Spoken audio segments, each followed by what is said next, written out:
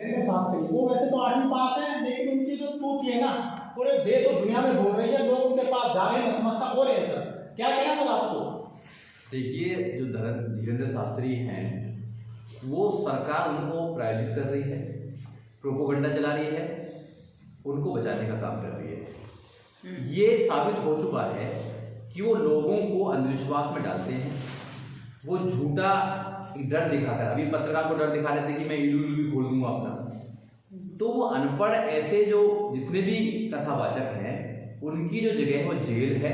अगर सही सरकार होती तो उनको अंधविश्वास फैलाने के मामले में जेल में होना चाहिए। नागपुर के अंदर से क्यों भाग आए वो लोग? अगर कोई देश में अगर अंधविश्वास फैलाने का काम करेगा तो संविधान क्लियर कट कहता है कि प्रत्येक नागरिक की ड्यूटी है। आर्टिकल 51A का सब क्लॉज H ये बात कहता है कि साइंटिफिक टेम्पर होना चाहिए, साइंस की बात करना चाहिए, तर्क की बात करना चाहिए। वो तर्क की बात नहीं करते हैं। अगर किसी के चाचा का नाम, किसी के बेटे का नाम, किसी का पत्नी का नाम बता देंगे तो वो चमत्कार होते क्या? वो चमत्कार नहीं है। तो इसलिए ऐसे लोगों पर लगाम लगनी चाहिए। और जो भीड़ जाती है उनके कथा में जाती है, वो कौन भीड़ है? वो सब बहुजनों की भीड़ है, वो बहुजनों की महिलाएं, और उनके साथ में फिर शोषण करने का काम करते हैं। ये इतिहास रहा है लोगों का, आपने देखा नहीं? आसाराम बापू नाम का आदमी उन्होंने देखा होगा, लाखों लोग जाते थे सभाओं में, लाखों महिला जाती थी। क्या मिला? बलात्कार, और उसके बाद जेलों में है।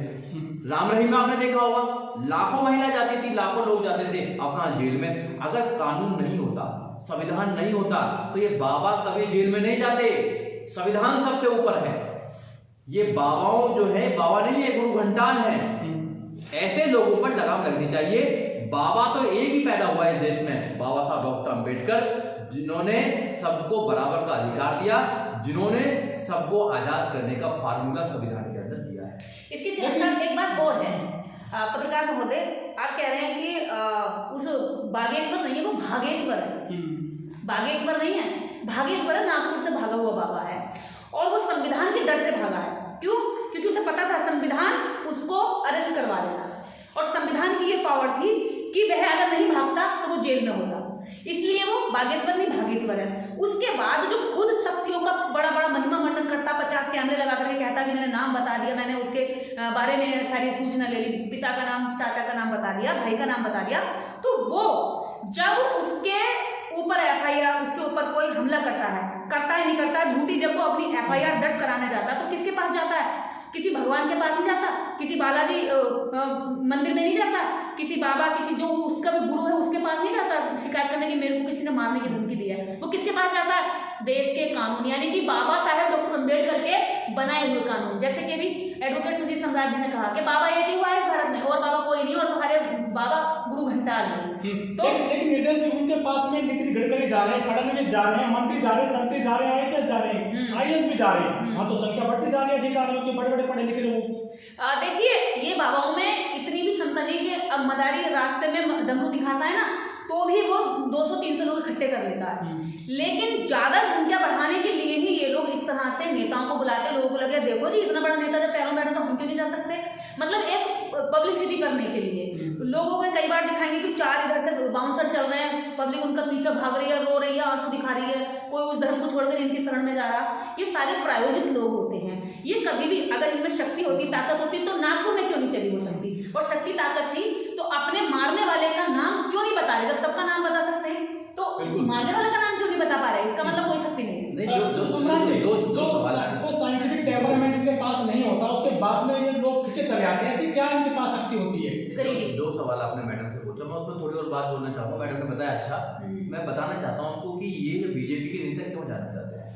आसाराम के पास भी सारे बीजेपी के नेता जाते थे, नरेंद्र मोदी जाते थे, अटल बिहारी वाजपेयी जाते थे, आडवाणी जाते थे, सारे नेता जाते थे। हुआ क्या बाद में? वो जेल में। ऐसे इनके पास में प्रायोजित कर रहे हैं इनको। ये प्रायोजित खेल है सारा, धर्म का धंधा कभी नहीं बनता। ये बाबा फंडिंग करते हैं पार्टियों को, और हो सकता है कि ये बाबा 2024 में चुनाव लड़े, ऐसा भी हो सकता है। सम्राट जी, शास्त्री ने बाकायदा बोल दिया कि तुम मुझे समर्थन दो, मैं तुम्हें हिंदू धर्म बचाकर दे दूंगा। कैसे बचाएंगे हिंदू धर्म? हिंदू कोई धर्म ही नहीं होता। पहली बात हिंदू धर्म की बात नहीं की उन्होंने सनातन धर्म की बात करते हैं किसी की। देखिए, धर्म से यहाँ कोई पंगा नहीं है किसी का। धर्म आदमी की इंडिविजुअल एक प्रॉब्लम है। हम संविधान को बचाने की बात करते हैं। संविधान खतरे में है। जब से बीजेपी आई है, संविधान को वो खत्म करना चाहते हैं, क्योंकि संविधान सबको आजादी देता है। संविधान उस व्यक्ति को भी आजादी देता है जो लाइन में सबसे पीछे है। संविधान को पढ़कर लोग अच्छे अच्छे पदों पर जा रहे हैं, चाहे ओबीसी है, चाहे एससी है, माइनॉरिटी है। जो 85% बहुजन है देश का, वो देश के बड़े बड़े पदों पर जाकर अपना मुकाम हासिल कर रहा है। किसकी वजह से? संविधान की वजह से। तो अब इनको लग रहा है कि कोई भी व्यक्ति हमसे सवाल पूछता है, भाई हमसे सवाल मत पूछो। दुख इस बात का। हाँ, तो दुख इस बात का है। सवाल कहाँ से पूछा जाता है? जब आप एजुकेशन लेते हैं। किताब जो संविधान है आपको जो अधिकार देती है, और जब आप पढ़े लिख जाते हैं तो आप इनकी आंखों में आंखें डालकर उनसे सवाल करते हैं। प्रॉब्लम तो यही है कि एक दलित का बच्चा हमारी आंखों में आंखें डाल के आपसे सवाल करता है कि धीरेन्द्र शास्त्री तुम ढोंग करते हो, तुम तो भैया लोगों में अंधविश्वास फैलाने का काम करते हो। तो प्रॉब्लम तो यही है सारी इनको। और उनको कहते हैं कि भाई हमारी रोजी रोटी कहाँ जाएगी? भैया जो जितने लोग जाते हैं सब चढ़ावा चढ़ाते हैं। रोजी रोटी जो एक आदमी कोई काम नहीं करता है, इतने मोटे मोटे पेट हो रहे हैं उनके, कहाँ से खाना खा रहे हैं मेरे भाई? कोई मजदूरी कर रहे हैं, तो मजदूरी कर रहे हैं। इनके पूर्वज कोई मजदूरी नहीं करते थे। एक आदमी बेचारा पशुओं की तरह काम करता है, सड़कों पर झाड़ू लगाता है, नाली साफ करता है, मजदूरी करता है। वो आदमी उसकी मजदूरी को ये लोग छीनने का काम करते हैं, ये अपराधी का काम कर रहे हैं, इनको जेल में होना चाहिए। निर्णय जी, जो चौथा स्तंभ कहा जाता है लोकतंत्र का, मीडिया, मैस्ट्रीम मीडिया के पत्रकार भी वहां नतमस्तक हो रहे हैं, वो सब एक ही जाति के, धीरेन्द्र शास्त्री की जाति के हैं। मुझे एक भी पत्रकार का नाम बताइए जो वास्तव में देश की जनता की बात रखते हैं। बहुजन पत्रकार का एक भी पत्रकार का नाम बताइए। शंभू नतमस्तक हुए क्या? नवीन नतमस्तक हुए क्या? क्या कहते हैं, नीरज पटेल नतमस्तक हुए क्या? ओमदेव जी नतमस्तक हुए क्या? राहुल नागपाल, मनोज अंतानी, ऐसे सैकड़ों जो लोग देश की जनता की आवाज उठा रहे हैं, जो पीछे खड़े हुए लोग हैं, वास्तव में लोकतंत्र की बात कर रहे हैं, क्या वो लोग जाकर के खड़े हुए? उसको मेन स्ट्रीम मीडिया क्यों कहते हैं? वो मनु मीडिया है। अब यहाँ मीडिया जैसे कुछ रहा नहीं है। मनु मीडिया ने पूरी तरीके से हाईजैक कर लिया है। उसके अंदर सारे, मुझे बताइए एक भी ब्राह्मण जाति के अलावा एक पत्रकार का मुझे नाम बताइए जो कहता हो कि मैं इस देश के लोकतंत्र को बचाने का काम कर रहा हूँ। एक का ही बताइए, या एक का भी ये नाम बताइए कि जो ये कहता हो कि रामचरितमानस में ढोर गवार पशु शूद्र नारी ये ताड़न के अधिकारी जो है ये गलत है। किसी एक ने लिखा है तक? किसी का नहीं आया। क्यों? क्योंकि जब वो एक दूसरे के विपक्षी तो रहते हैं राजनीतिक लाभ के लिए, लेकिन जैसे ही पता चलता है कि धर्म पर खतरा है और धर्म से उनका वर्चस्व बना रहता है। क्योंकि आप किसी को कहेंगे अरे चूड़े कहाँ जा रहा है, अरे चांद कहाँ जा रहा है, अरे भूमि कहाँ जा रहा है, ऐसे करके बोलते हैं ना, और कहते हैं कि अरे अहीर के, धोबी के, कुम्हीर के, घारी के, काची के कहाँ जा रहा है। लेकिन उनको क्या कहेंगे, छोटी भी उम्र का होगा, शर्मा जी कहाँ जा रहे हैं, दुबे जी कहाँ जा रहे हैं, त्रिवेदी जी कहाँ जा रहे हैं, तिवारी जी कहाँ जा रहे हैं, राम राम तिवारी जी। मतलब उनको जो सम्मान प्राप्त है जन्म से, जाति के नाम पर वो यहाँ चिपका हुआ है, और उस चिपके हुए को ना वो छूटने नहीं देना चाहते हैं, जो सभी पत्रकारों में है। क्योंकि अगर वो सेम जाति के हैं, अगर वो ब्राह्मण जाति के हैं, तो वो जरूर दूसरे को बचाएंगे, चाहे वो अपराधी क्यों ना हो, चाहे वो देश की जनता को अंधकार में क्यों ना झोंक रहा हो, अंधविश्वास में क्यों ना झोंक रहा हो, चाहे वो संविधान के खिलाफ काम क्यों ना कर रहा हो। आरोप है कि इन्होंने जो है अपना आश्रम बनाने के लिए, मंदिर बनाने के लिए गरीबों की जमीन कब्जा ली, वहां तालाब थे सरकारी को कब्जा लिए, तोहफा कब्जा लिए, और पुलिस में मामले में दर्ज है और जांच भी चल रही है। तो उसकी जांच निष्पक्ष होनी चाहिए। और यही नहीं, अधिकांश मंदिर देखिए सड़कों पे मिलेंगे, हाईवे के रास्ते तक मोड़ देते, मतलब आम जनता को परेशान करने के लिए, एक पुजारी का पेट पालने के लिए आम जनता को परेशान कर देते हैं। सड़कें, हाईवे, उनका रास्ता मोड़ देते हैं। तो जितने भी ये बाबाओं के आश्रम हैं, इनमें अधिकांश जमीनें कमजोरों की, गरीबों की हड़पी गई हैं। और इनकी जो ईंटें रखी गई है ना, मसाला बनाने वाले, इनकी इमारत खड़ी करने वाले भी सेवा के नाम से के सेवा देने जा रहे हैं, गरीबों से मजदूरी कराते, कोई पैसा नहीं देते। ऐसे बहुत सारे लोग हमें जानते हैं। सम्राट जी, ये जो वहाँ पे गए थे शास्त्री जी नागपुर में, वहाँ हिंदुओं का गढ़ माना जाता है, शंकर भी गढ़ है वहाँ पर, लेकिन वहाँ जैन भीम के लोग बहुत ज्यादा रहते हैं, वहाँ से बचकर निकल कर आ गए। पत्रकार महोदय, आपने जो शास्त्री जी कहा ना, शास्त्री जी, ये जी शब्द बहुत खटकता है। डिग्री है कोई? क्यों? कौन सी डिग्री है वो? ऐसा अजीब है नहीं। कहाँ से हुए? मुंह से पैदा हुए क्या? कहाँ से लिए डिग्री? वहीं से पैदा हुए ना, जहाँ से और हुए हैं। कथित डिग्री है। कायदे कथित डिग्री है। इस देश में कौन मांगता? कानून मांगता है। कानून के स्पेशलिस्ट हमारे पास नहीं है। कोई शास्त्री वास्ते की डिग्री नहीं होती है, एक वर्ग है उनका, लगा लेते हैं, कोई भी लगा लेते हैं। देखो, शास्त्री हो, पांडे हो, त्रिवेदी हो, चतुर्वेदी हो, तिवारी हो, ये सब ब्राह्मणों की एक कौम है, उनकी नस्लें हैं। तो अब कोई क्या लगा रहा है, उससे हमारा कोई ज्यादा डिबेट नहीं है। लेकिन ये तो गर्व है, कोई जाति से गर्व है। अगर कोई व्यक्ति अगर अंधविश्वास फैलाएगा, तो गर्ग हो, ब्राह्मण हो, क्षत्रिय, कोई भी हो, उसका हम खिलाफ करेंगे। हमारे समाज में क्यों ना हो, कोई भी हो, क्योंकि संविधान किसी भी इंसान को ये आज़ादी नहीं देता है कि वो भोले भाले लोगों को अंधविश्वास में डाले। अंधविश्वास एक इतनी बुरी चीज़ है कि आदमी अपना सुसाइड भी कर लेता है। दिल्ली में आपने एक केस देखा होगा कि पूरी फैमिली को अंधविश्वास में उसने खत्म कर लिया, फांसी लगा ली थी। तो अंधविश्वास की कोई जगह नहीं है भारत के अंदर। पहली बात, हम जो बल्कि विरोध कर रहे हैं, हम इनकी जाति का विरोध नहीं कर रहे हैं, हम धर्म का विरोध नहीं, अपने धर्म में करो ना जो करना है तुम्हें। अगर तुम भारत में निकल कर आओगे और भोले भाले लोगों को अगर अंधविश्वासी बनाने का काम करेंगे, भगवान के नाम पर डर दिखाने का काम करेंगे, तो हम तुम्हारे सामने खड़े होंगे और तुमसे कहेंगे कि संविधान में इसकी कोई जगह नहीं है, क्योंकि संविधान हमें अधिकार देता है और ये हर व्यक्ति का फंडामेंटल राइट्स है और फंडामेंटल ड्यूटी भी है कि ऐसे व्यक्तियों के खिलाफ आवाज उठाएं। और हम ऐसे व्यक्तियों के खिलाफ आवाज उठा रहे हैं। आपने नागपुर की बात करी, नागपुर में किसी का गढ़ नहीं है कि हिंदुओं का गढ़ है, उनका गढ़ है, अरे देश सबका है। अगर एक भी व्यक्ति रहता है किसी भी चीज को मानने के लिए, उसका भी एक भारत है। तो भारत लोगों से बना है, धर्मों से नहीं बना है। यहाँ हजारों धर्म हो सकते हैं, हजारों धर्म की किताब हो सकती है, मगर भारत एक ही किताब से चलता है और वो किताब है भारत का संविधान। सम्राट जी, आप पेशे से जुड़े हुए हैं जो वकालत का है जी, ऐसे लोगों के खिलाफ कुछ कार्रवाई हो सकती है क्या? कोर्ट कोई सम्मान ले सकता है क्या? जो ठग विद्या कहा जा रहा है इसको आजकल लेना चाहिए, कोर्ट को श्यू मोटो लेना चाहिए, मगर कोर्ट को और भी बहुत सारे काम है। श्यू मोटो लेना चाहिए, पुलिस को श्यू मोटो लेना चाहिए, ऐसे लोगों पर लगाम लगनी चाहिए। पर ऐसे लोग बहुत जेलों में गए, ऐसे नहीं गए, इनके जो गुरु हैं वो सब जेलों में गए। मैं बता रहा ना जो नाम लिए मैंने आपको, आसाराम बापू, राम रहीम और चिमनानंद, जितने लोग हैं इनके खिलाफ कानूनी कार्रवाई तो हुई है। जब अच्छी सरकारें आती हैं तो ऐसे लोग जेलों में जाने का काम करते हैं। और आज जो सरकार है ये इनको प्रोटेक्ट कर रही है, इनको बचाने का काम कर रही है, तो सरकार इनके पीछे लगी हुई है, सरकार इनको बढ़ावा दे रही है, क्योंकि वो भी तो धर्म के नाम पर ही यहाँ पर राजनीति कर रही है। हिंदू मुसलमान के नाम पर, गाय गोबर के नाम पर, पाकिस्तान हिंदुस्तान के नाम पर, लव जिहाद के नाम पर और जमीन जिहाद के नाम, किस चीज का जिहाद निकाल देते हैं। तो उनको भी हिंदू मुसलमान चाहिए ना, तो ऐसे लोग उनको शूट करते हैं, उनकी राजनीति को शूट करते हैं। तो बीजेपी का इसमें पूरा हाथ है देश को अंधविश्वासी बनाने में, देश के नौजवानों को बेरोजगार करने में। जो उन्होंने वादा किया था वो वादा पूरा नहीं करेंगे। मोदी जी ने क्या किया था 2014 में? 2 करोड़ रोजगार देंगे, कोई याद नहीं दिलाता है। तो 2 करोड़ रोजगार कहाँ चलेंगे? हमारी क्वालिटी एजुकेशन कहाँ चलेगी? हमारी महिलाओं की सुरक्षा कहाँ चलेगी? बताइए, कहीं कोई मुद्दा नहीं है। मीडिया में क्या मुद्दे हैं? मीडिया में हिंदू मुसलमान, हिंदू मुसलमान, हिंदू मुसलमान, धर्म का। तो ये बेधर्म से चलेगा, हिंदू मुसलमान से चलेगा, या संविधान को सशक्त करेंगे, संविधान को ताकत देंगे जब चलेगा। समझना चाहिए, लोग भूखे हैं देश के अंदर। 23 करोड़ से 20 करोड़ से 23 करोड़ का जो आंकड़ा है ग्लोबल हंगर इंडेक्स का, लोग भूखे सोते हैं भारत के अंदर, और तुम भारत को सोने की चिड़िया बनाना चाहते हो। दुनिया की किसी भी यूनिवर्सिटी से कंपेयर नहीं कर सकती हमारी यूनिवर्सिटी। टॉप 10 में भी नहीं, टॉप 10 में भी नहीं हमारी यूनिवर्सिटी, बताइए। और यहाँ पे ग्लोबल जो हैप्पीनेस इंडेक्स है, हम 0 है उसमें। यहाँ कोई खुश नहीं है, क्योंकि यहाँ पर टेंशन इसी दे रखी है हिंदू मुसलमान के नाम पर। भाईचारा कहाँ चला गया? संविधान का न्याय कहाँ चला गया? Justice, social, economical, political justice की बात करते हैं, कहाँ है सामाजिक न्याय? कहाँ है आर्थिक न्याय? कहाँ है? मात्र 1% लोगों पर 40% लोगों की संपदा है। धार्मिक न्याय नहीं है, कोई न्याय नहीं है। तो आप न्याय की जब बात करेंगे, आप अपने अधिकारों की बात करेंगे, तो ऐसे लोग बोलेंगे कि हमारे धर्म के खिलाफ कर रहे हैं। हम किसी के धर्म के खिलाफ नहीं है। धर्म को तुम बजाओ, अपने घर में रखो, कुछ भी करो, हमें कोई लेना नहीं है, मगर तुम इस देश में अंधविश्वास नहीं फैला सकते, नहीं फैला सकते, नहीं फैला सकते।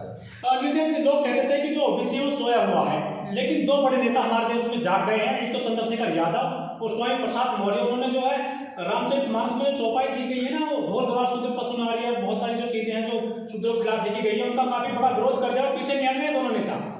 देखिए, जैसे बच्चा कई बार लेटा होता है, नाटक कर रहा होता है सोने का, तो माँ कहती है सो गया सो गया सो गया, तो बच्चा क्या होता है और सो जाता है, झपकी ले लेता है। तो ये ओबीसी के लिए आरएसएस के द्वारा यानी कि प्रायोजित नारा है कि ओबीसी सोया हुआ है, ओबीसी सोया हुआ। ओबीसी सोया हुआ नहीं है, ओबीसी की बहुत सारी जातियां, और देखिए ओबीसी की जातियों में सबसे ज्यादा बुद्धिज्म का प्रचार प्रसार है। वो लोग उसको मानते हैं, बुद्धिज्म को अगर किसी ने बचाए रखा है भारत में, तो ये ओबीसी की कुछ मौर्य शाक्य जातियों ने उसको लाया और प्रचार में लाया। तो ओबीसी सोया हुआ नहीं है, इसका साक्षात प्रमाण आपके सामने है। 2 नेता अपने मतलब कुर्सी दांव पर लगाने के लिए तैयार है, कह रहे हैं कि हम कुर्सी दांव पर लगा देंगे, लेकिन अपने बयान से नहीं बदलेंगे। क्यों? क्योंकि उन्हें पता है कि इस बयान में जितनी सच्चाई है, इसी सच्चाई से पूरे ओबीसी का शोषण किया गया है, उनकी स्त्रियों का शोषण किया गया है। तो वो सोए हुए नहीं है। अब देखिएगा इसी तरह से कितनी तेजी से संख्या जनसंख्या बढ़ेगी। अभी 2 हैं, 4 हैं, कल 10 होंगे, 5 होंगे, इनकी तो हालत खराब होने वाली है अभी, क्योंकि जब नेता बोलते हैं तो पूरी जनता सुनती है और वो लागू होती है। इसीलिए इन्होंने अपने प्रायोजित नेता बाबाओं के चरणों में बिछाते हैं, क्योंकि नेता जब वहां लेटते हैं तो उनके भैया पैर छूते हैं, तो उन्हें बाकी जनता को लगता है जब हमारा नेता ही उनके चरण में जाता है तो वो नेता इसीलिए बना हो क्योंकि उनके चरण वंदन करता है, तो आम जनता भी पीछे पीछे भाग लेती है। लेकिन अब जब ओबीसी के कुछ नेताओं ने इस तरह से बयान किए हैं, सच्चाई निकाली है, और सच में नहीं पता होगा इनके धर्मग्रंथ लिखने वालों को कि सूत्र कभी पढ़ाएंगे, हम पढ़ने का मौका दे देंगे। इन्होंने दिया भी नहीं, ये तो भारतीय संविधान का चमत्कार है, बाबा साहब डॉक्टर अम्बेडकर का चमत्कार है, और इस देश में आए हुए अंग्रेजों का धन्यवाद है कि वो यहाँ आए और इन सवर्णों की व्यवस्था में उन्होंने हस्तक्षेप किया, और यहाँ के जो शूद्र थे, दलित थे, स्त्रियाँ थी, जो दबाए कुचले गए थे वर्षों सदियों तक, उनको जो है जीने का सही से अवसर दे। क्या आपको भी लगता है कि जिस तरह से राज्यपाल गौतम जी ने धर्म दीक्षा दिलवाई थी 5 अक्टूबर को, आजकल वो कुछ धूमिल से हो गए हैं, क्या ये स्वामी प्रसाद मौर्य और चंद्रशेखर यादव की स्वीट लाइन पे चले जाएंगे? अरे नहीं, ये धूमिल नहीं हुए हैं, धूमिल करने के लिए है। इन्होंने क्या करा है अभी आपको देखो, भागेश्वर नाम दिया है, क्योंकि 22 प्रतिज्ञा ऊपर उठ रही थी, 22 प्रतिज्ञा ऊपर उठती तो क्या होता कि आम जनता जानती कि बाबा साहब अम्बेडकर ने, हमारे बाबा साहब अम्बेडकर ने ये कहा है कि ब्रह्मा विष्णु महेश और गौरी गणेश ये पूजने नहीं है, मैं इनको नहीं पूजूंगा। तो इन्होंने सोचा जब ये इतना हाईलाइट हो रहा है मुद्दा और लोग जागरूक हो रहे हैं, जगह जगह इसके लिए कार्यक्रम कर रहे हैं, मतलब एक मंत्री को तो हमने भले ही मतलब डरा लिया, उनकी सरकार ने, उनकी पार्टी ने जो उनको इस्तीफा ले लिया, लेकिन आम जनता निकल पड़ी कि हम भी प्रतिज्ञाएं लेंगे, हम भी कार्यक्रम करेंगे। उसके बाद आपने देखा लखनऊ में हुआ, मेरठ में हुआ, हम लोगों ने मुरादाबाद में किया। तो क्या है, इन्होंने एक नया मतलब माइंड को डिस्कनेक्ट करने के लिए वहां से यहाँ शिफ्ट कर दिया, बागेश्वर धाम पे शिफ्ट किया। हाँ, इनके पास जो ये बाबा है ना, ये डमरू है, धर्म बचाता है ना, ये धर्म बचाने के लिए इनको ले आते हैं, और ये कहता सनातनी जागो, सनातनी जागो। जिस दिन सनातनी जागेंगे, हिंदू जागेंगे ना, उन हिंदुओं को ये पता चलेगा जागने के बाद कि जिस खाट पे मैं सोया था वो खाट ही बिक गई मेरी, वो खाट ही मतलब सनातन में चली गई और कुछ भी नहीं बचा। तो जिसको ये हिंदू कहे ना, हिंदू सोया हुआ नहीं है। इस देश में हिंदू लुटेरा, जिसको एक परिभाषा के नाम से इंगित किया गया है कि वो लुटेरा है, चोर है, और वास्तव में जो खुद को अपने आप को कहते हैं ना हिंदू धर्म बचाएंगे, वो वास्तव में चोर लुटेरे ही यहाँ पर काम कर रहे हैं, आम जनता को, गरीब जनता को लूट रहे हैं, उनके धन की भगवान को दिखा करके चोरी कर रहे हैं। सम्राट जी, एक बड़ा सवाल ये है कि इनके भाई को धमकी दी गई थी जान से मारने की, जो लोकेश गर्ग के भाई हैं, उन्होंने जो मुकदमा दर्ज कराया है, अज्ञात व्यक्ति के खिलाफ मुकदमा दर्ज कराया है। जब ये इतने बड़े बाबा हैं तो उसका नाम क्यों नहीं पता कर लेते अपने आप से? बिल्कुल ये सवाल उठता है कि बाबा दुनिया के तो चमत्कार करता है, चाचा का नाम बता दिया, चाचा का नाम बता दिया, भतीजे का नाम बता दिया, भैया का नाम बता दिया, सबके इलू बता लेता है, सबके कितने लवर अफेयर हैं, कितनी महिला मित्र है, सबका नाम बता देता है। अरे उस व्यक्ति को, उस आदमी का नाम नहीं पता जो उसको मारना चाहता है। इसका मतलब है कि ये बाबा राजनीतिक बनना चाहता है, ये बाबा चुनाव लड़ना चाहता है, ये बाबा बीजेपी में जाना चाहता है, इधर होना चाहिए। तो बाबा ने ये गुरु घंटाले ऐसे, बाबा पहले ही पार्लियामेंट में कहीं पड़े हुए हैं, तो लोगों को समझना चाहिए। लोगों का अब देखो, धर्म का जो चश्मा है ना वो बड़ा गहरा होता है, धर्म का चश्मा लग जाता है ना तो उसको देखें, धर्म की अफीम जो है उसका नशा बहुत दिन तक रहता है, तो लोगों को जब लुट जाएंगे, पड़ जाएंगे, तो लोग निकलेंगे, याद करते हैं। तो मेरा कहना यह है कि इन बाबाओं के चक्कर में मत करिए, अपने बच्चों को पढ़ाइए। आप अपने बच्चों को पढ़ाएंगे, अच्छी एजुकेशन देंगे तो वो इस देश में नाम करेंगे, इस देश में अच्छे अच्छे मुकामों पर बैठेंगे। आप बाबाओं के चक्कर में जाकर, धर्म के चक्कर में जाकर, भगवानों के चक्कर में जाकर अपने कीमती पैसे को वहां लुटा के आते हैं, समय को लुटा के आते हैं, और आपके धन की हानि के साथ साथ में आपकी दिमाग की हानि होती है, सबसे बड़ी हानि है। नितिन जी, लेकिन जो मोदी सरकार है वो नारा देते हैं डिजिटल इंडिया, 5G लॉन्च कर चुके हैं वो, तो ये 5G के जमाने में डिजिटल इंडिया में कहाँ तक जा जाइए? तो पंडित और ये जो आजकल अपना कथावाचक कर रहे हैं, जो दरबार लगा रहे हैं। अब देखिए, डिजिटल की बात करें तो वो कहते हैं कि हम तो बहुत पहले हमारे पास एक एंटीना था जो मंत्रों के माध्यम से, एंटीने के माध्यम से लोगों की समस्याओं को जान लेता था और उनकी समस्याओं को खत्म करता था। आज भी ये दावा कर रहे हैं, या तो बाबा ने दावा किया है। तो जितना भी ये काम कर रहे हैं, ये विज्ञान के खिलाफ कर रहे हैं और विज्ञान का नाम ले रहे हैं। मानते हैं ना, सामने रखा जाता है विज्ञान को, लेकिन उसके पीछे से जो आम जनता को बताया जाता है कि विज्ञान में पावर नहीं है, देवी देवताओं में पावर है, हम बाबाओं में चमत्कार में पावर है, हम लोगों में पावर है, आप हमारे पास आइए। खुद दुनिया में जब अपना नाम कमाना होता है, आगे बढ़ना होता है, जब दिखाना होता है कि हम आधुनिक रूप से आगे बढ़ गए, भारत किसी से पीछे नहीं है, तब कहते हैं कि हम 5G लाएंगे, तब कहते हैं कि हम टेक्नोलॉजी को आगे लाएंगे, टेक्नोलॉजी आगे बढ़ाएंगे। लेकिन जैसे ही पता चलता है कि टेक्नोलॉजी को अगर सीधे सीधे प्रचलित कर दिया, लोगों को बता दिया कि टेक्नोलॉजी इतनी बड़ी चीज़ है कि आज विदेश में बैठा हुआ व्यक्ति यहाँ अपने बच्चे से बात कर सकता है। तो ये धर्म से नहीं हुआ, ये टेक्नोलॉजी से हुआ। अगर आज हमारा CT स्कैन हो सकता है पूरे शरीर का, कहीं कोई बीमारी है, तो ये धर्म से नहीं हुआ, ये साइंस से हुआ, साइंस ने किया।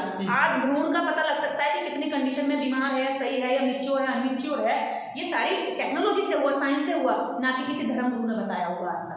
तो और अब ये देखिए, बेटा बेटी के लिए आशीर्वाद देते हैं, जैसे कि खीर से भी बच्चे, लड़का पैदा हुआ, लड़के पैदा मुंह से बच्चा पैदा करते हैं, मुंह से बच्चा पैदा करते हैं। लेकिन आज मुंह से बच्चा पैदा करना तो एकदम साइंस के एकदम ही खिलाफ है, बिल्कुल बेकार बात है, उससे कुछ नहीं होता है। वो तो उन्होंने ऐसे कह दिया और लोगों ने मान लिया। कथाएं चलाने में ये ब्राह्मण हो ना बहुत तेज है, ये कहानियां चला देते हैं और लोग मान देते हैं। तो जैसे इन्होंने कहा कि बेटा, कि हम लोग आशीर्वाद देते हैं और बेटा पैदा होता है।